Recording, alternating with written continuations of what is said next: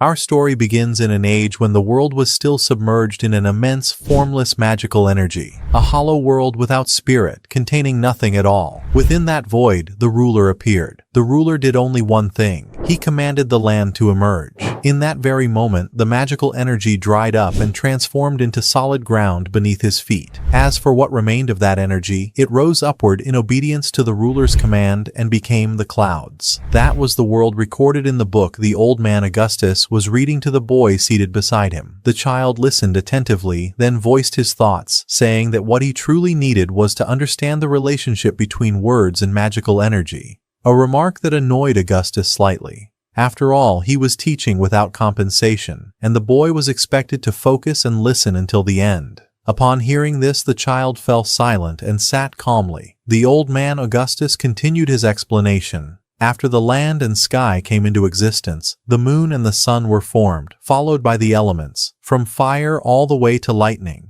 After that, other kings appeared, and naturally with them, the king of evil was born. For this reason, the king devised language, a language that was used to describe that king of evil. Thus began the origin of the kings, and the extremely close bond between them was what granted written words their power. When he finished his explanation, Augustus immediately wrote a word in front of him. Instantly, the entire line burst into flames. That word meant fire. Then he wrote another word, whose meaning was erase, and when that word was placed over the first, the flames vanished. After the lesson with Augustus ended, the boy went to visit the temple of the kings. He had memorized the names of every king in order. The boy stood before the statue of King Grisfield. Beneath the statue's base was a line written in an ancient language, but it was incomplete. The boy immediately realized that it had been deliberately written that way, so that its power would not be released by accident. At that moment, a girl approached and gently tapped him on the shoulder. When she noticed his interest in that king, she explained that he was the king responsible for the reincarnation of souls, the son of the king of lightning, Volt, and the king of earth, Master. The girl Mary greatly revered King Master because he blessed everything, from the land to humanity. Among the 6 kings, he was the most respected. Mary said, "Today's lesson ends here," and she was about to take William home for dinner when Blood suddenly appeared. Immediately, Blood showed William the spoils he had brought specifically for him, a wild boar. The meal was served quickly, and William began thanking Master Blood again and again. Blood simply smiled, then reminded him that the boy was now old enough to go hunting and learn how to take the lives of other beings. Those words unsettled William and filled him with sadness. When Mary noticed this, she shouted at Blood, saying that it was far too early for a child to learn such things. Augustus, who had been sitting in the corner, agreed with her and joined the conversation. William was only 3 years old, yet he could read books and remember many things, which was clear proof of his genius. He was meant to study and learn, not go out hunting creatures as Blood had suggested.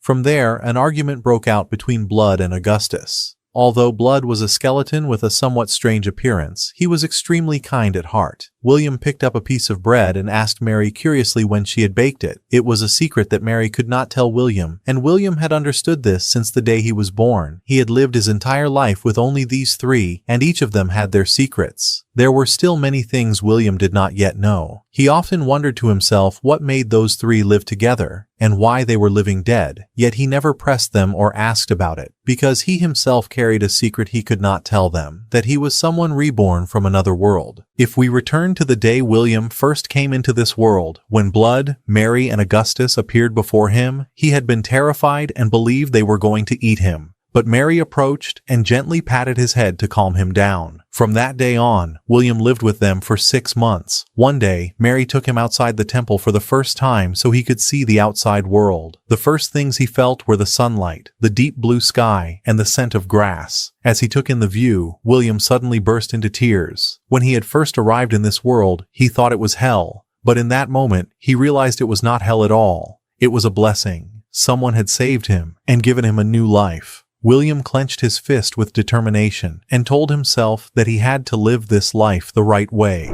Back in the present, William's life continued as usual. In the mornings, he trained in swordsmanship with Master Blood, and in the afternoons, he studied magic with Professor Augustus. Compared to sword fighting, William showed far greater talent in magic. After Augustus explained a lesson just once, William could memorize it immediately and repeat it perfectly and smoothly. According to Augustus, magic was important, but there was something even more important: money. With money, one could obtain anything, Just thinking about it made Augustus's hands and feet tremble as he shouted that his greatest regret in life was never being able to grab gold, silver, and jewels and count them with his own hands. At night, William studied theory with Mary, learning about the types of monsters that fell under the rule of an immortal king. During those lessons, William learned that Mary, Blood, and Augustus were living dead, and that they had formed a pact with that king to remain in this world and fulfill their wishes. The next morning, William went hunting with Master Blood, holding a small bird in his hand. He struggled to kill it, then returned to Blood, complaining that he could not bear to do it at all. Seeing his condition, Blood was forced to explain. He said that he too disliked killing, but that it was something necessary for a warrior. In order to live, they had to set such feelings aside. After that, Blood encouraged William to continue hunting. That afternoon, William entered a training battle with Master Blood. To keep the fight fair, Blood allowed William to use magic. The battle began, and William kept his distance, firing numerous spells at Blood. Even so, Blood managed to close in on him. Though the fight was brief, Blood praised William, saying he had grown a great deal, and that the way he used magic was impressive. When Augustus heard this, he laughed and said that at first he thought picking up a worthless orphan had been pointless, but William had now become far more useful. Blood immediately shut Augustus up, telling him that it was inappropriate to speak that way in front of William. Realizing his mistake, Augustus apologized to William on the spot, which greatly surprised him. It was the first time he had ever seen Augustus apologize to anyone. As they walked back, Blood hoped that William would not take what happened to heart. The truth was that Augustus was simply bad at choosing his words, but he cared about William as well. William understood that. Blood turned and patted William's head, telling him that he knew he had many questions, but the time was not right yet. He promised that when William's body grew and became strong enough to face the truth, he would tell him everything. Blood taught swordsmanship, and Augustus taught knowledge and learning, but Mary was the one who taught William the most. She taught him daily life skills, such as how to plant trees and similar tasks. One morning, while William was planting trees, Mary approached him and asked for his help in tending the plants, as it was time for her to go and pray to the Earth King Master. There was a daily period when Mary was not with William, during which she entered the prayer room, and William had been instructed not to enter at that time. William was curious, but just then, Master Blood appeared again and took hold of him to begin training. They continued training until the end of the day, after which William was finally able to return. After William finished his lesson with Augustus, he headed off to train with the sword alongside Blood. That day, Blood had prepared a solid skeleton specifically for training. It was the body of a demon that had been turned into a living dead creature. Its appearance frightened William a little, but the moment he raised his sword and attacked, he destroyed it with a single strike, something that completely surprised Blood. Blood didn't want to praise William, fearing it might make him arrogant. However, when he noticed the confidence on William's face, he decided to give him harsher training. Their home stood atop a mountain, with a city below. 13 years had passed since William came to this world, and this was the first time he was allowed to go down there. As they walked, Blood explained that the city had once been full of life and humans, but things had changed. Now, the living dead filled the area. That was why Blood had always forbidden William from going there alone. Blood led William into a deep cave, then told him to prepare himself and said that the test would begin now. William had to find his way out of the tunnel on his own, while Blood would wait outside. Then Blood threw the lantern into the water and disappeared. Right away, William cast a light spell on his armor and looked around, but he couldn't see Blood anywhere. What stood before him were two living dead creatures approaching, forcing him to fight them. After defeating them, William crouched in a corner beside the wall, lost in thought. He hadn't felt this kind of loneliness in a long time, the same loneliness he had known in his previous life. But things were different now. He had 3 skilled mentors. In this world, adulthood came at the age of 15, and only 2 years remained before he'd be considered a man. He realized this was why the training had become harsher, but he didn't see it as a bad thing. He was determined to achieve the best possible result and repay them for everything they had given him. After resting for a short while, William continued deeper into the tunnel. Suddenly, a different kind of living dead appeared before him. According to what Augustus had taught him, this type was skilled in magic and was a dangerous opponent. William hesitated for a moment. Should he face it or look for another path? But his resolve ignited, and he charged forward without hesitation. The creature attacked him with its spear, and from the very first strike, William realized that this enemy was nothing compared to Blood, and that he could defeat it. He dodged the attack with a leap, then delivered a straight strike to the living dead's head. His sword snapped in half during the blow, but the creature collapsed instantly. Anxiety began to creep into William's mind. He was now unarmed. How was he supposed to continue? At that moment he noticed the spear his opponent had been carrying. He picked it up and saw a line engraved along its shaft. It was a weapon crafted by the dwarven race. Gripping the spear, William continued onward, carefully watching his surroundings. The place was ruined and abandoned, and it was clear that humans hadn't lived there for 10 to 20 years. He wondered to himself where that living dead had come from. Suddenly, a gust of wind blew from behind him. William turned around in shock and saw Augustus standing there. Thinking Augustus had come to take him back, William rushed toward him in relief to ask what was going on. But Augustus didn't say a word. Instead, he suddenly cast a spell and summoned a golem that attacked William immediately, leaving him completely stunned. When their eyes met, William's breathing grew rapid. Augustus was completely serious. William reacted instantly, driving the spear into the golem's heart, turning it back into ordinary stone. But Augustus's assault didn't stop. Enchanted stones and spells rained down on William one after another. With no other choice, William ran while casting counterspells, but Augustus's casting speed was faster than his ability to dispel the magic. William was struck and fell to the ground, rolling as he tried to stand up, but he couldn't. He began asking himself why Augustus wanted to kill him. No, he didn't want to die. He turned again, gripping the spear, his desire to live burning inside him. He lunged forward, determined to fight back, but in the end, he couldn't do it. He threw the spear aside and stopped fighting, realizing that Augustus was still holding back, and that everything he was doing had a specific purpose. If Augustus truly wanted to kill him, fire magic alone would have been enough to burn the entire place down, or to collapse the cave ceiling and crush him, suffocating him beneath the rubble. At that moment, William burst into tears. Those three were his true family, and if he ever had to choose between hurting them or dying himself, he'd choose death without hesitation. William lifted his eyes and looked at Augustus, and suddenly Augustus burst out laughing. He patted William's head and praised him, saying he had completed today's lesson perfectly. After that, Augustus grabbed William and led him out of the tunnel. After that incident, William's belief grew stronger that the old city and those three were connected to his birth. The spear he had taken from the living dead was called Moon. The engravings carved into its blade and shaft were magical spells. The blade made the spear glow, while the shaft allowed it to extend or shorten at will. William loved the weapon deeply, as it was the first magical weapon he had ever owned. From then on, Blood began taking William to ruins and ancient remains for further training. At the same time, Augustus's lessons gradually became fewer, which confused William. To make up for it, Augustus assigned him another practical task, going down into the underground tunnels to search for coins. At first, William thought Augustus was going to teach him something important, but he was shocked to discover that the coins they collected were being used for gambling. During that period, William hated the game, but Augustus and Blood kept joking around with him. Before he knew it, he joined in and played with them until Mary caught all of them and scolded them harshly. After she left, William sat down with Augustus. In recent years, Augustus had been spending most of his time watching the stars, as if he were simply passing time. On the day of William's coming-of-age ceremony, he was required to fight Blood in a duel. That was when Augustus made a strange request. He asked William to deliberately lose the fight without letting Blood know the truth. William rejected the request immediately, saying that this didn't sound like Augustus at all. Everything always had a reason. He explained that if he knew the reason, he might accept defeat, but Augustus only apologized, as there was something he couldn't tell him. After that, William went to the church to think things through. There, Mary and Blood appeared to hear his decision. When the coming-of-age ceremony arrived, William had to choose a king to worship.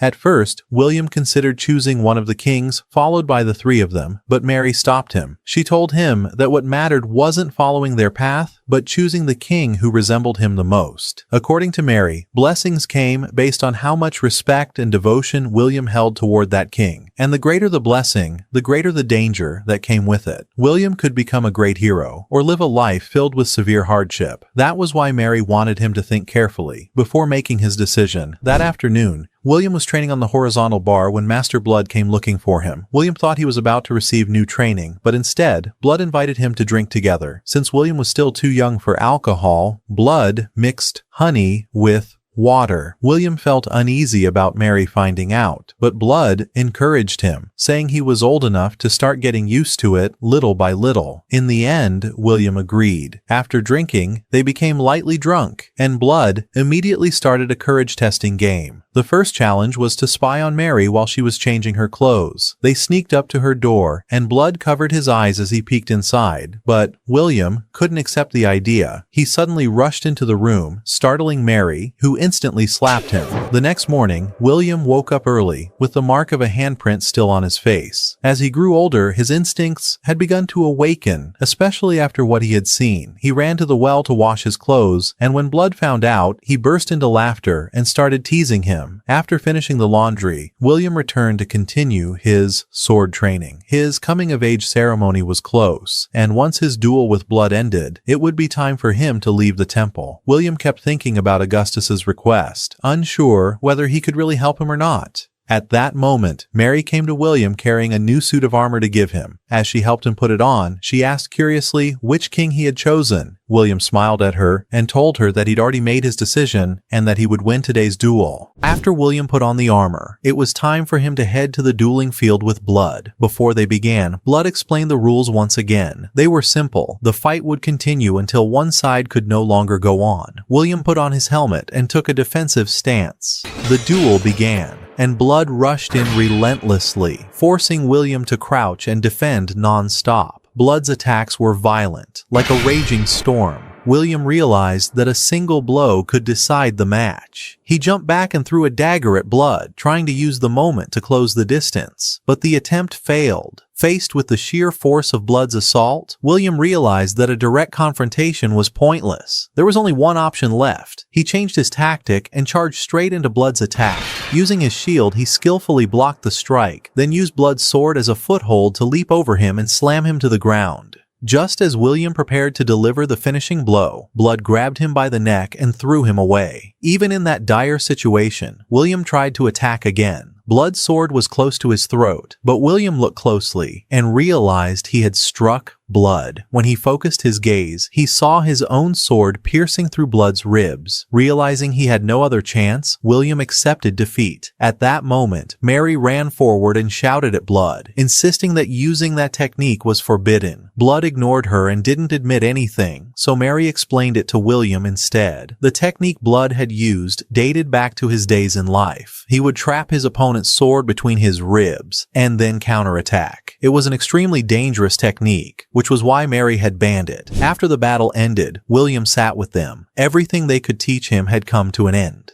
Now it was time for him to step out into the world on his own. William smiled gratefully and called them his mother and father, which shocked both Blood and Mary. Blood then laughed and said he had nothing to give William except this sword. He drew it and handed it to him, saying it would serve as proof of his coming of age. William grasped the sword and drew it to examine it as Blood began explaining. The sword's name was Past Eater. It was a magical blade considered one of the most powerful weapons because the symbols engraved on it were extremely complex. Blood briefly explained that the sword returned energy to its wielder after every strike, and the longer the battle lasted, the greater the sword's advantage became. However, Blood warned him not to rely on it too much. The more one depended on it, the weaker the user's own strength became. That was why it was known as a demonic sword. Once the sword was handed over, William's coming-of-age ceremony came to an end, and it was time to learn the truth. With Mary's consent,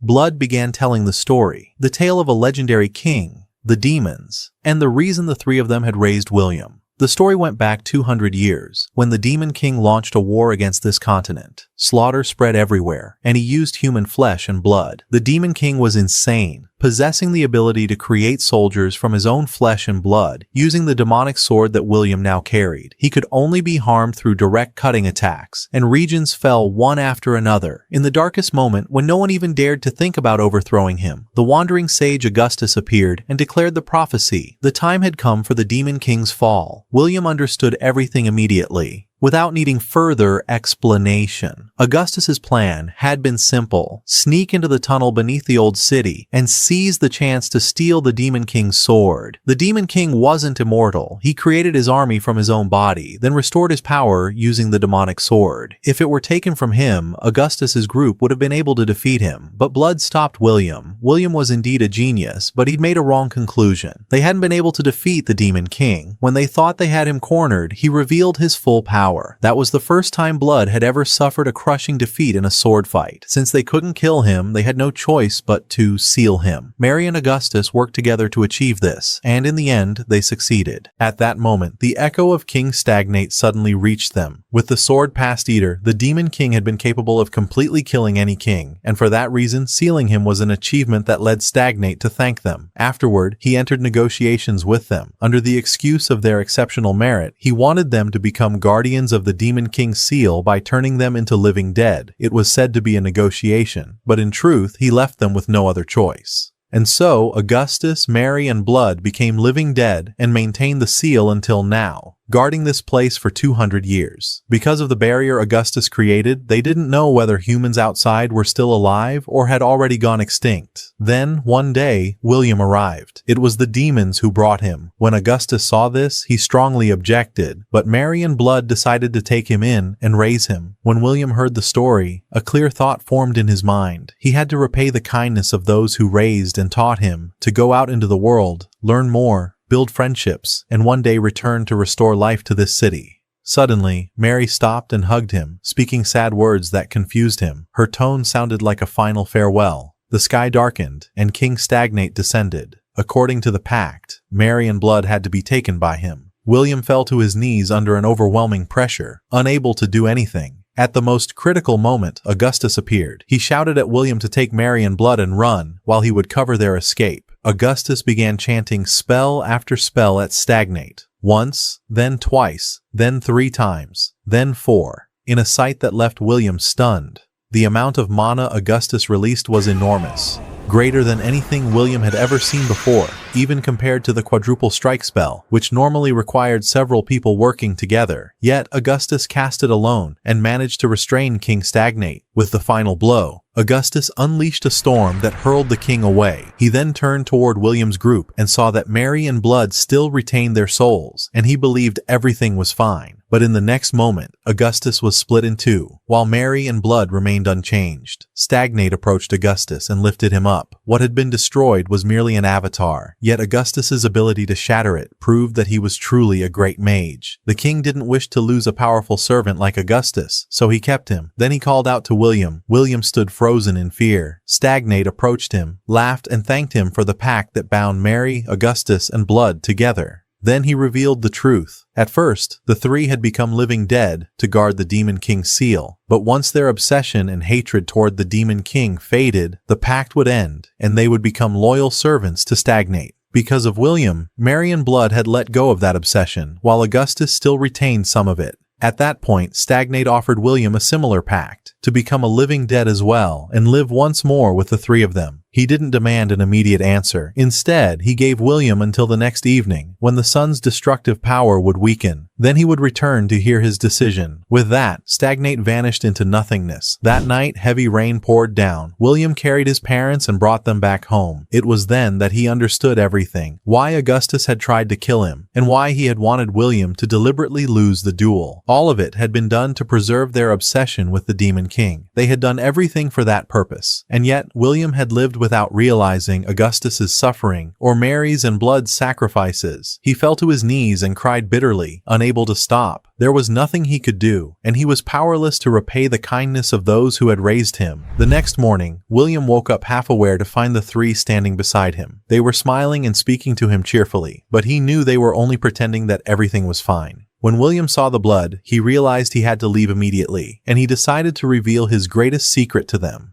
He told them that he retained memories of his previous life, and that he'd been a failure who caused his family to suffer. Even in this life, he still felt powerless, believing that he brought nothing but trouble to the 3 of them. William clenched his teeth and broke down in tears. At that moment, Mary slapped his face and then grabbed him firmly. She wouldn't allow him to call himself trash. After everything he'd done in this life, what value did memories of a life that had already ended even have? Was Stagnate's threat really what scared him this much? She scolded him harshly, then forced him to stand upright. Blood and Augustus encouraged him as well, telling him that he was a man and that he had to be strong instead of collapsing like this. With their words, William's resolve reignited, and a clear determination formed inside him to protect his family. He went to the temple and declared that he would fight the evil kings to protect his family. After that, William prepared himself to face Stagnate and clearly declared to him that he wouldn't help him in any way. Stagnate immediately understood that William was challenging him. No king would ever refuse a challenge, but first, he had to test whether William was worthy. Stagnate summoned countless armies of the dead. As an immortal king, he ruled over death itself. But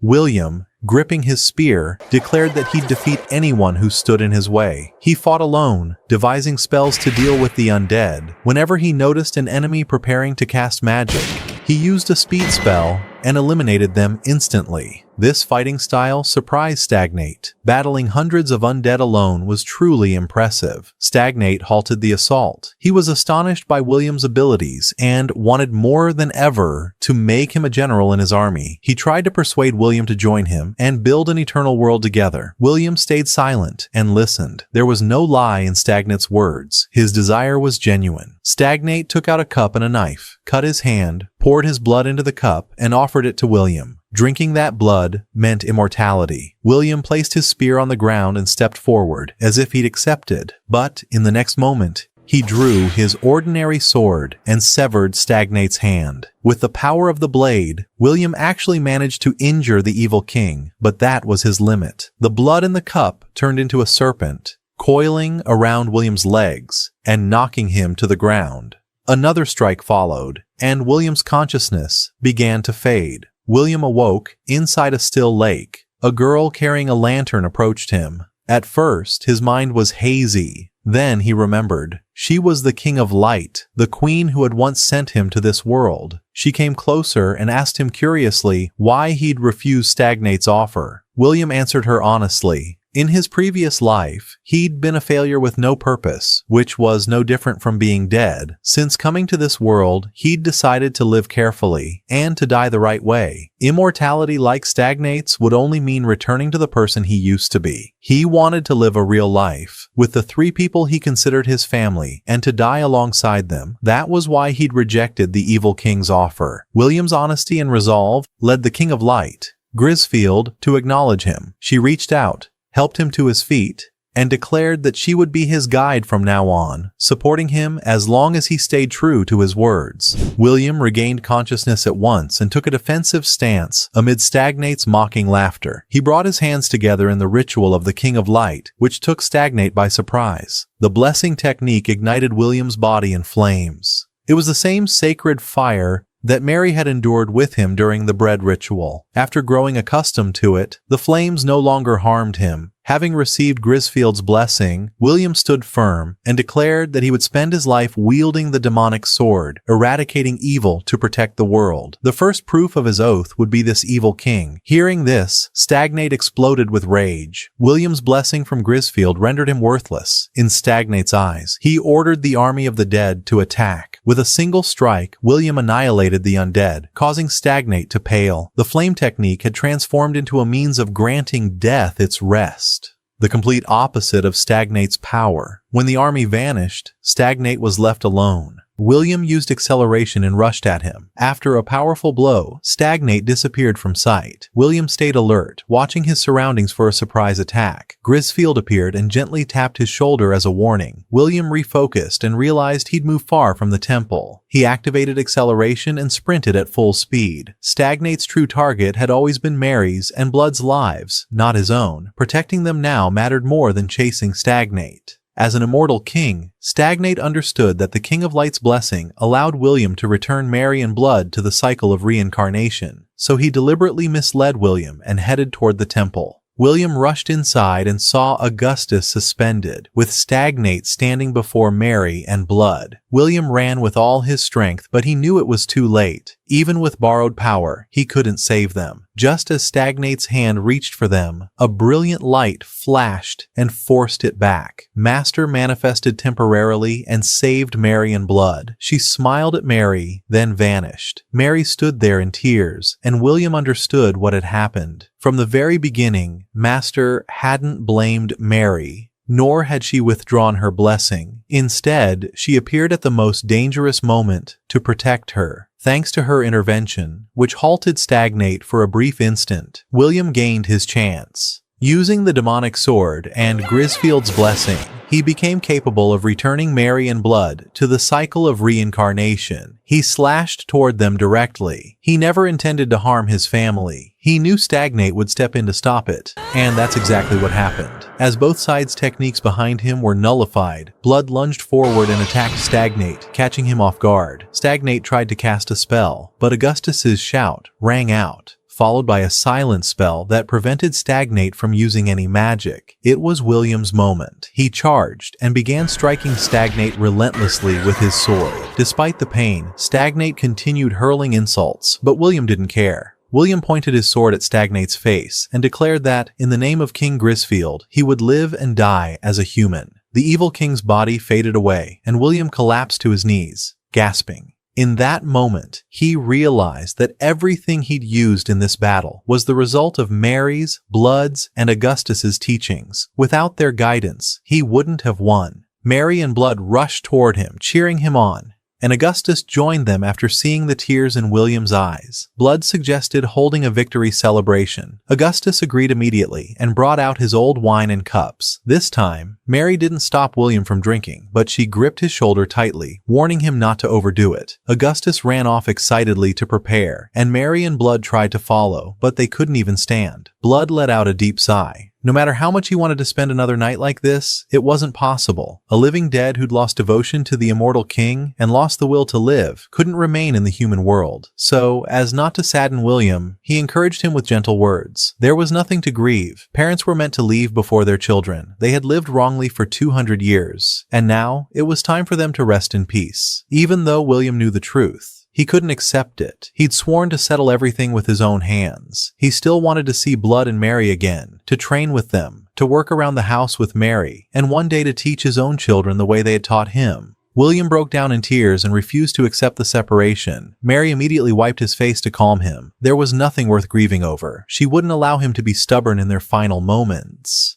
They didn't want to leave him drowning in pain. After that, they gave him their final words as parents. William listened as tears streamed down his face, swearing that he'd carry their words with him throughout his life, and that they be his light at the end of the road. Then Augustus brought out the wine. It was the first time the four of them drank together, and also the last. Just one cup, yet it was heavy and painful. Everything ended when the Queen of Light Grisfield appeared and led Mary's and Blood's souls away. The next morning, William built a grave for them. Standing before it, he brought his hands together and vowed that this farewell was only temporary. Whether they were present or not, this place was his home, and when he someday made friends and a family, he'd return here with them. Augustus appeared behind him. William took the chance to joke, and Augustus tossed him a bag of money. It was treasure he'd gathered over 200 years. Money that isn't used has no value, and he wanted to see it spent for good. Then, he revealed another truth. The night before, he'd negotiated with Grisfield. The Demon King's seal required a guardian, so Augustus had been allowed to remain for 10 more years before entering the cycle of reincarnation. As for Grisfield, intervening in Augustus's life and death had cost her a large portion of her power. From now on, her faith and growth would depend entirely on William. William packed his belongings and prepared to depart. Before he left, Augustus stopped him. To live in the outside world, he needed a full name. Mary and Blood had given him his first name, but the family name was Augustus's right. According to human tradition, children carried their father's name, and so he became William Marrable. William smiled and thanked Augustus. He truly loved the name.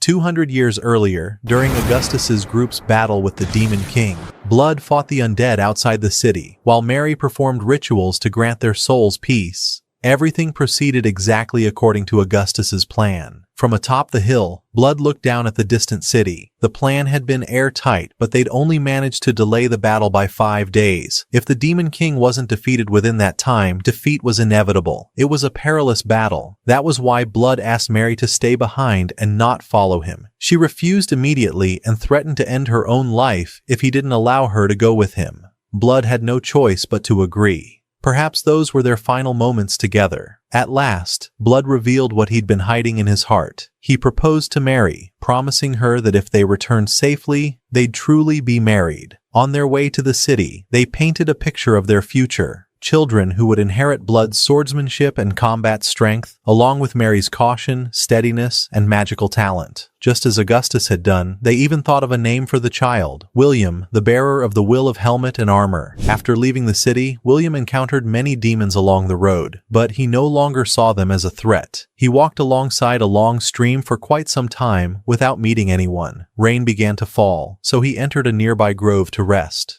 The air was cold, and he felt a faint sense of loneliness. When the rain stopped, he continued onward until he spotted a new city. He rushed to explore it, only to find it old and abandoned. At its center was a massive crater, the trace of a powerful spell. After confirming it was empty, William went to the riverbank and performed rituals to guide wandering souls, then resumed his journey. A collapsed bridge blocked his path, forcing him to spend another night there. His supplies were running low, and although he had bread thanks to the blessing, he longed to see other people. In the morning he continued on, hoping for an encounter. He heard rustling in the bushes. William drew his spear defensively, and a wild boar charged toward him. He stabbed it once. As he prepared to finish it off, he sensed a presence behind him. Turning around, he saw someone aiming a bow and arrow at him. The arrow lodged in the boar matched the one on the bow. The prey belonged to that person. William didn't want to turn the meeting into a fight. He studied the symbols on the man's clothing and guessed he was an elf, so he spoke to him in their language.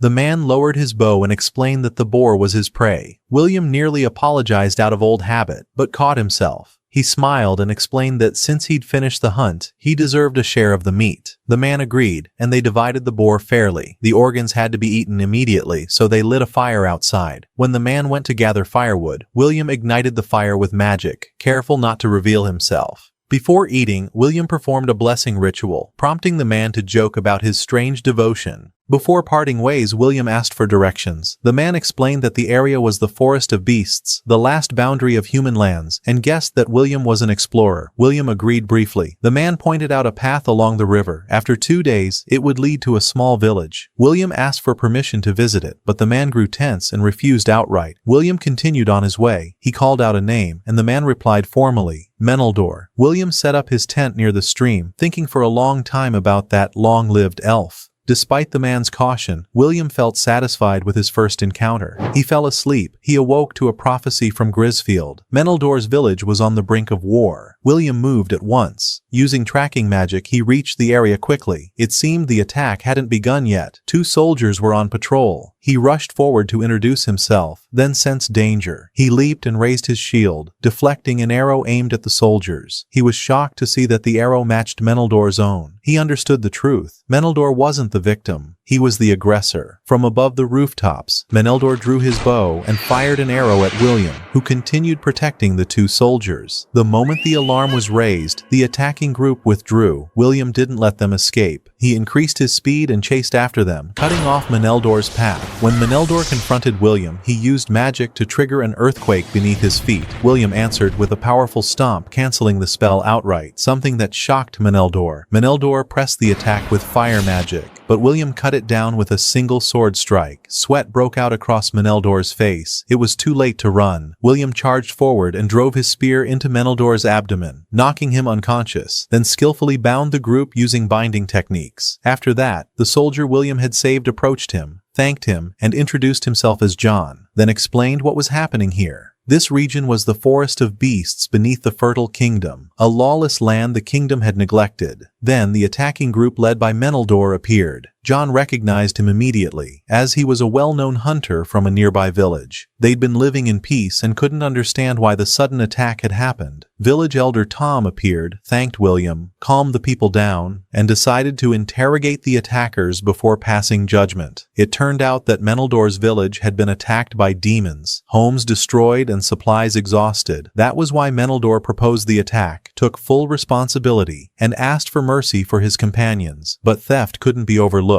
Despite Tom's sympathy, he was forced to issue a sentence of hanging. William stood silently, watching. Without guidance, they'd returned to stealing. and the judgment was reasonable. William remembered what Mary had taught him about mercy, and what blood had taught him about moving forward without fear. So he intervened. He asked for a pardon in exchange for compensation. Pointing to Meneldor, he explained that his family had also suffered at the hands of demons, and that he'd sworn to fight them. Then he took out a bag of money, enough to ransom the group and employ the villagers. With William's help, the survivors were relocated to the village, and Meneldor was hired to fight demons alongside William. Meneldor wasn't eager, but he needed the money, so he agreed. The two of them entered the forest together. Meneldor asked about the plan. William answered calmly, "There isn't one. Time's up. We move straight in." They traveled through the forest, and thanks to Meneldor's experience, they found a safe place to spend the night. During dinner, Meneldor reminded William that he'd agreed only to guide him, not to fight. William smiled and said that was enough. Meneldor went to sleep, remaining distant despite William's attempts at conversation. Days later, the villagers returned. They were shocked, but they held themselves together and helped William build graves and hold ceremonies for the victims. After the rites, they held a large feast that lasted into the night. Afterward, William went looking for Meneldor. Meneldor sat beside him and told the story of Madame Marable. He'd been born in a forest on the northern grassland continent. His mother had left her village by choice, chosen a man, and given birth to Meneldor. Because half-elves mature faster than elves, he was considered a disgrace to the tribe. When he grew a little older, he ran away to escape the humiliation. The human world wasn't any better, but it was still easier than the contempt of his own people. He became an adventurer, exploring ruins in the south, until one of his companions betrayed him. When it came time to divide the loot, that man poisoned everyone's food. Meneldor nearly died, but his elven blood saved him. He killed the traitor, then wandered for a long time until he collapsed near a village. That was where Madame Marable appeared and took care of him. Back then, she was young and beautiful. With her help, he found a place to live, and the days passed peacefully until demons attacked and destroyed the village. That left him exhausted, because he'd lived longer than everyone else and watched them all disappear. After finishing his story, he felt lighter. He knelt before William, asking him to guide him on his path forward, and swore to the King of Light that he'd dedicate his life to atoning for his sins. William smiled and accepted, saying he'd be the intermediary who connected him to the king. The two returned to the feast. As Meneldor drank, William placed a hand on his shoulder, remembered his parents, and said with pride that this was his first friend in life. However, rebuilding the village faced obstacles. The livestock had been slaughtered, and farming tools were gone.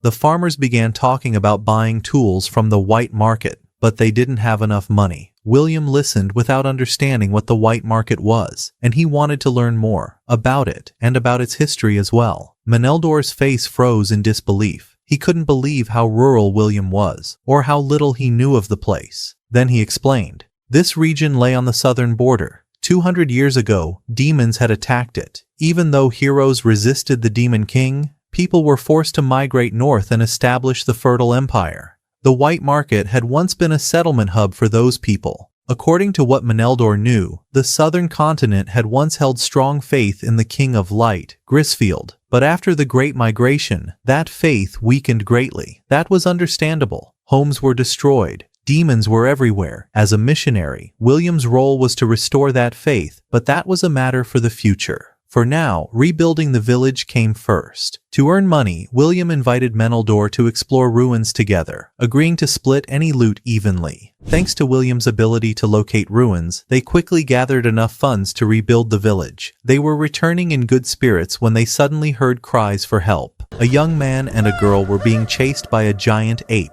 To stop the ape from stealing the young man's belongings, the girl threw a stone to distract it. The ape turned in rage and charged at her. At that moment, William stepped forward and raised his shield in front of her. Blood had once taught him that running or retreating from wild beasts would inevitably lead to defeat. William stood his ground and stared straight into the ape's eyes. The ape met his gaze, and after a few moments, it backed off and left. William let out a sigh of relief. He'd avoided an unnecessary fight, then turned to check on the girl. At that moment, her eyes sparkled. Just seeing William stand firm before the giant ape convinced her that he was a true adventurer. She happily introduced herself, as did the man with her. She was a traveling singer, while the man was Antonio, a traveling merchant whose guild had gone bankrupt. William introduced himself with a smile and told them he was a messenger, serving the King of Light, Grisfield. That confession only heightened the girl's excitement. Although the southern continent had once been a land of worship, She'd never seen a messenger like him before. Meneldor stepped in and asked Antonio why they were alone in this forest. Antonio explained that they were heading to the White Market City and had hired guards to cross the Forest of Beasts, but the guards fled the moment they saw the monsters, leaving them in this situation. Meneldor burst out laughing, then turned to William and said lightly that this was a business matter and there was no need to interfere. After that, Meneldor offered to escort Antonio to the White Market in exchange for a simple favor, buying livestock and horses from the city. Antonio agreed immediately.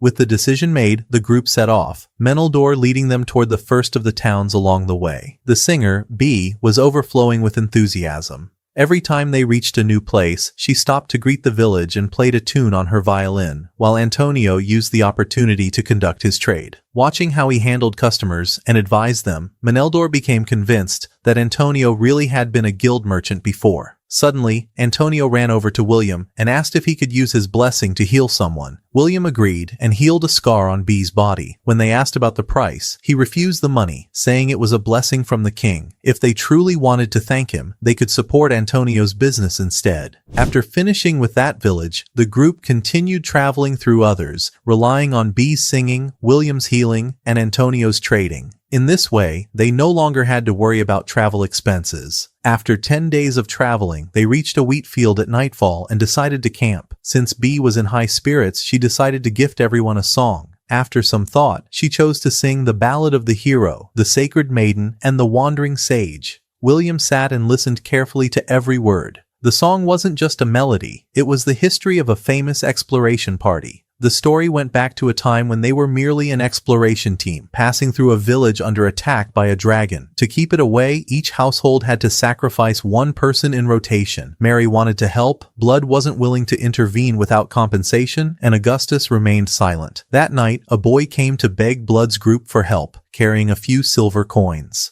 Blood looked into the boy's determined eyes and laughed. The boy resembled a true warrior, willing to abandon his pride to save others. That was when Blood decided to help. During the battle, Mary bound herself to a cross to lure the dragon. When it lunged at her, Augustus restrained it with binding magic.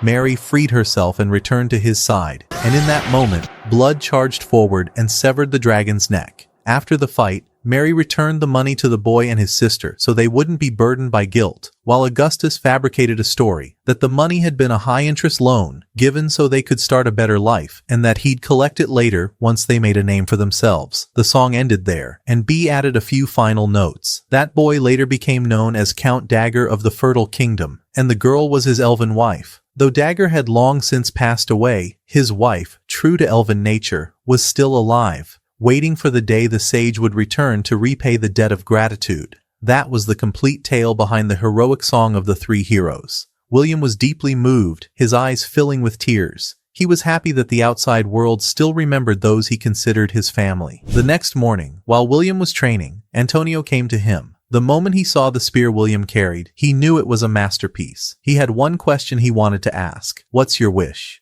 As a merchant who dealt with nobles and slaves alike, Antonio understood people well. But William was different. Brave, strong, and not greedy for money. Unlike many nobles, he was exactly like the legendary image of a holy knight Antonio had heard about. That was why Antonio decided to ask William directly. Faced with the question, William answered with confidence. He said that he'd once had a small, warm family, but he lost them shortly before coming of age. After that, he received the king's blessing. His journey into the outside world wasn't driven by ambition or profit, but by a desire to repay those who'd raised him and to return the king's grace. More than that, he hoped to form friendships, to find genuine companionship. After hearing his answer, Antonio smiled and decided to accompany William from that point on. After breakfast, they continued their journey. Along the way, Antonio entertained them with many interesting and engaging stories. The royal capital was currently going through a transition of power. Since the current successor, Prince Owen, lacked any remarkable ability, the governors had objected and begun migrating south. His younger brother, Prince Ethel, had instead been sent to the city of White Sails. Compared to his brother, Prince Ethel was an outstanding ruler, and thanks to him, the city had flourished and developed at an astonishing pace. As William watched in admiration, B suddenly ran up, grabbed his sleeve, and showed him the city from above as it grew and changed.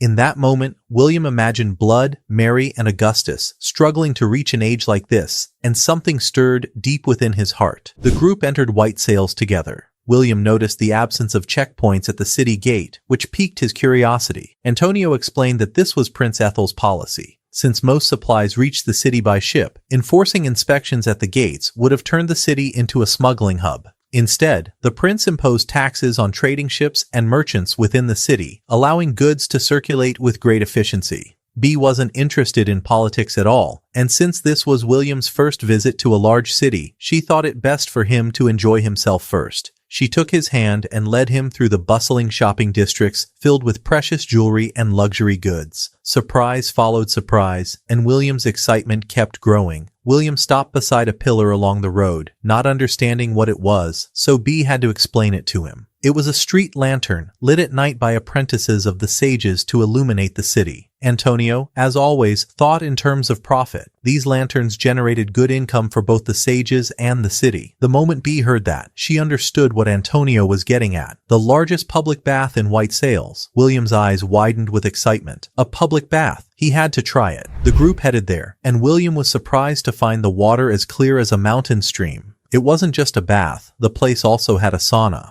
After the bath, B took them to a nearby restaurant. Every dish William tasted elevated his palate to a completely new level. This was the first time he'd eaten food of such quality since leaving the temple. He realized that this was the taste of the era, the taste of progress. After finishing the meal, William felt the need to visit the church first. B and Antonio waited outside while he went in. The place felt more like a tourist landmark, spacious and beautiful, like a work of art. William approached one of the men to ask for directions. When the man learned that William was a messenger serving the King of Light, Grisfield, he looked unsettled. That queen wasn't widely worshipped, so he decided to verify William's identity first. William agreed calmly, understanding that the lack of public knowledge about his king was natural and even necessary. Although the matter could have been settled quickly, there were no qualified inspectors available at the time, which meant he had to wait. At that moment, a middle-aged man stepped forward and spat in front of the guide. William introduced himself immediately. The man was Bagley, the official in charge of the church. William tried to use a blessing to prove his identity,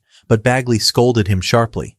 He explained that novices often misused blessings to prove themselves, without understanding what it truly meant to be a real messenger. William fell silent and listened respectfully. Bagley's words reminded him exactly of the lessons Augustus had taught him before. To test his identity, Bagley asked a single question: what is the duty of a messenger? And what does William value most in the King of Light? William answered smoothly and with unwavering conviction. Bagley's doubts eased. With that, William succeeded and was granted permission to enter the temple. After the tour, William returned to his room and asked curiously about that senior priest. According to what Antonio knew, the man was famous for his rudeness, and he also had secret ties with merchant guilds in the city. Even so, Antonio advised William not to worry about him, and to focus instead on visiting other places around the city. Suddenly, the alarm bell began ringing without pause. B immediately recognized it as an emergency alarm. From outside the window, the screams of the citizens rose as a dragon appeared, ravaging the city. Wherever it flew, houses collapsed. William rushed to the top of the temple to assess the situation.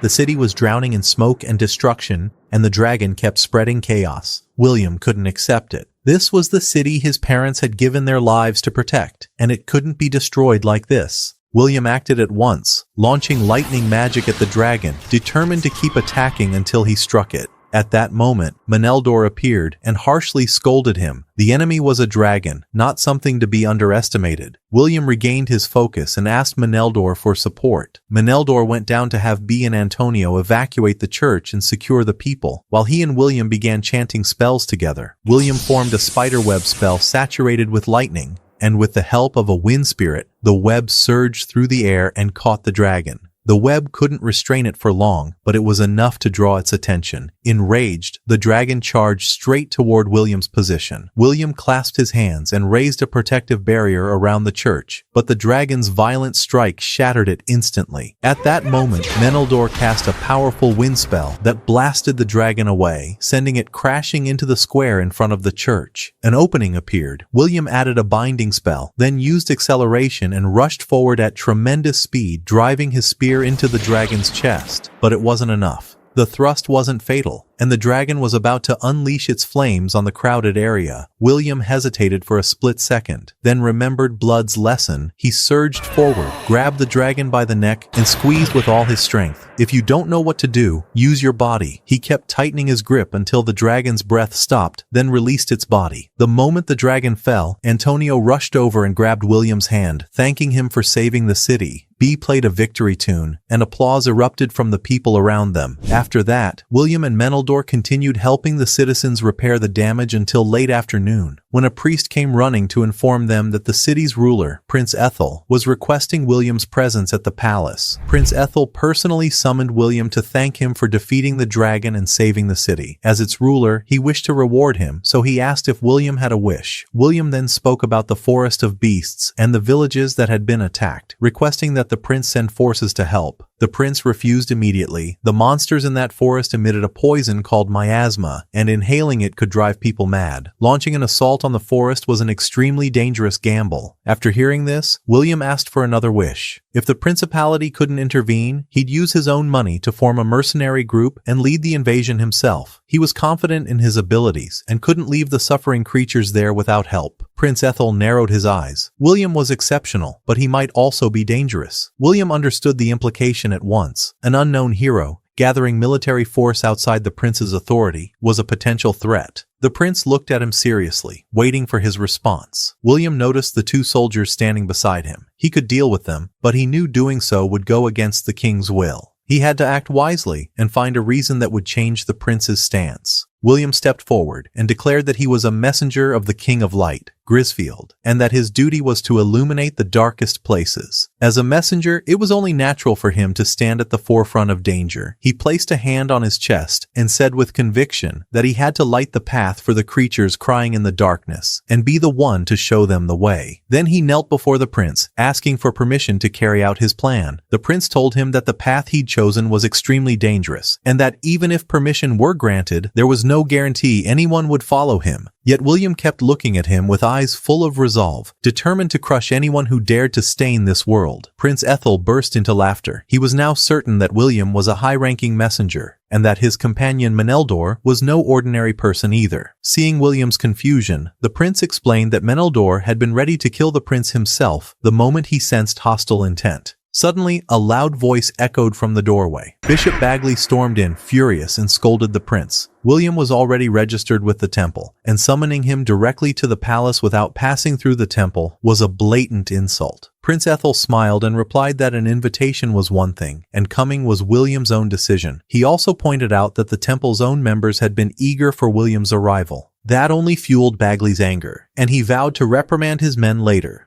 The prince stopped him, then told him William's full story. He admitted that he'd truly considered eliminating William, but after seeing his confidence and sincerity, a new idea had come to him. He decided to grant William the title of knight, with the temple performing the blessing. From that moment on, William would be under the joint supervision of both the prince and the temple. The bishop immediately tried to object, but instead asked for time to think. After that, he called for William to accompany him. As they walked, Bagley was visibly furious at William for acting on his own will. Meneldor stepped up beside William and answered Bagley, and the two entered a direct debate. While they spoke, William approached the girl who was with them. It turned out she was Bagley's daughter. She told him about the past, and about the good deeds her father had done for this city. After hearing her out, William's view of Bagley changed. Despite his harsh exterior, Bagley was someone who'd given a great deal to the community, and he had loyal followers who trusted him. William called out to Bagley and thanked him for helping during the conversation with the prince. Bagley looked at him, then narrowed his eyes and criticized him, saying he still needed to think carefully about the prince's offer. He ordered William to return to the temple before the evening mass. William attended the service with a distracted mind, and Bagley scolded him harshly. After that, he was forced to explain once more. The Holy Scriptures had been revised 200 years ago, and if William was using older versions, it meant he'd learned from a priest who'd lived for a very long time. Bagley asked his daughter to lend William a copy of the book so he could study it at home. William went to the church and waited for the archbishop. From the way Bagley performed the rituals, William was certain he was a truly seasoned man. Aside from his mother Mary, he'd never seen anyone carry out rituals with such precision. William asked Bagley out of curiosity why he didn't perform blessing rituals openly before the people. Bagley grew slightly irritated and asked in return what William thought a blessing really was. and why a king would bless a specific individual. It wasn't because they were strong or special, but because the king had a purpose to carry out through that person. For blessed followers, every blessing ritual required deep thought. It wasn't something to be performed carelessly, the way trainees did. That difference was what elevated the king's authority. William memorized every word. Despite his roughness, Bagley was a true messenger. After that, Bagley advised William that someone as immature as him couldn't bear the responsibility of a holy knight at present. He wanted to help William refuse Prince Ethel's offer, but William declined. The next day, William and Meneldor went to a restaurant. The night before, Meneldor had discussed with William the need to avoid fighting demons without purpose, and to focus instead on those who valued reputation and proper reward. William quickly selected a group of people and invited them to explore the Forest of Beasts with him. But once they learned the reward and the level of danger, they mocked him and refused. At that moment, a long-haired man stepped in and chased them away, clearly displeased. William looked at him and recalled what his father had taught him. One could judge the number of battles a man had fought simply by looking at his hands. It was obvious this man was highly experienced and that his goals differed from those who chased only money. William approached, greeted him and his team, and clearly explained the objective of the expedition: a direct assault on the demon leader's base within the Forest of Beasts. Everyone understood how dangerous the mission was, but when they saw the confidence in William's eyes, they agreed to join, on the condition that food, shelter, and fair pay were provided. The day of William's knighthood ceremony drew closer, and he had to learn more about proper conduct.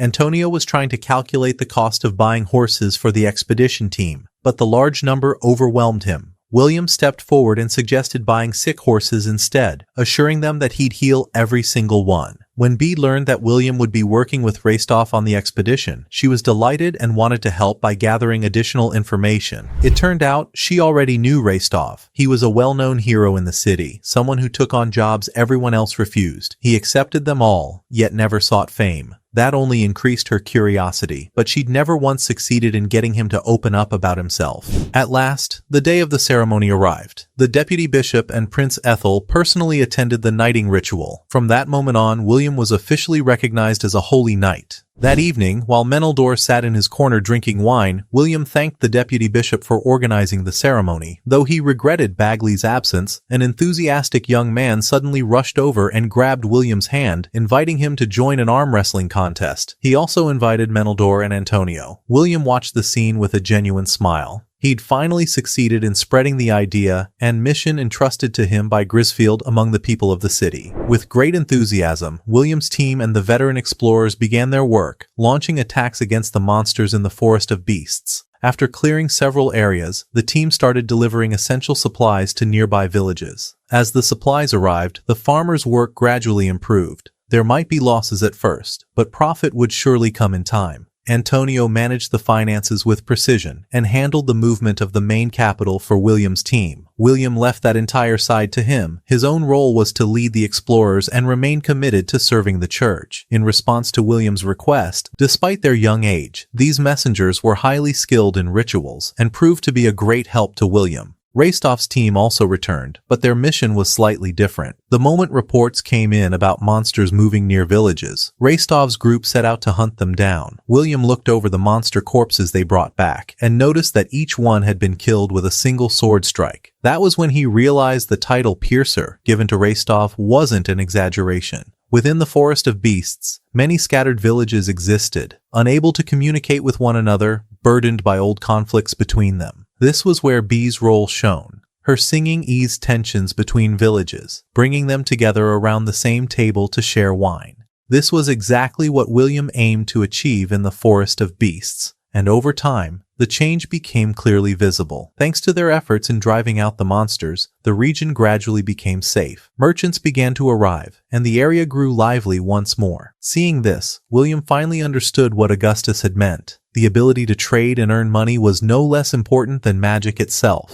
As summer approached, William was sitting in his tent cleaning his spear when Rastov came to report that Bep's group had gone missing. They were supposed to return within 10 days, but they were already 2 days late. William immediately realized they'd likely encountered monsters. Rastov had considered the same possibility, yet he found it strange. Bep's group was highly competent. What kind of monster could have overwhelmed them? William decided to move out and investigate. And of course, Meneldor went with him. William asked Rastov to bring along several additional members and the group set off together. After a short distance, Meneldor suddenly thanked William for everything he'd done for him. Without William, he would have fallen into a deep abyss. William laughed and thanked him in return for helping someone who knew nothing about this world. The group continued their search. When they reached a nearby mountain, they found Bep's group's bodies, already being picked at by crows. They dug a grave nearby to lay them to rest in peace. At that moment, Meneldor noticed a massive footprint near the corpses, larger than any monster they'd encountered before. If Bep's group had faced such a creature,